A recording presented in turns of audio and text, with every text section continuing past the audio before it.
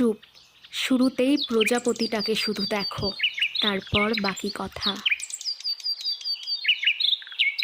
আজকে তোমাদের most requesting প্রশ্নের প্রমাণ সহ উত্তর নিয়ে চলে এসেছি। অনেকেই জিজ্ঞেস করেছো, দিদি পুরনো চন্দ্রমল্লিকা গাছে কি ফুল হয় না? তার উত্তর তোমরা নিজেই দেখে নাও। হাতে করে যে গাছটা নিয়ে এলাম, এটা আমার আগের বছরের গাছ।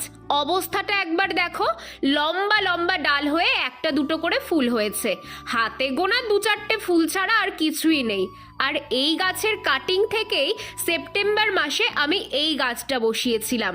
এই 2 মাসেই এমন গ্রোথ আর এত ফুল ফুটেছে যে আমি গুনেই শেষ করতে পারছি না। দুটো গাছে কিন্তু একই খাবার দিতাম, তারপরেও আগের বছরের গাছের অবস্থা খুব খারাপ। আর 2 মাস আগে বসানো গাছের এত ভালো রেজাল্ট। এবার তোমরাই বলো কোনটা বেশি লাভজনক।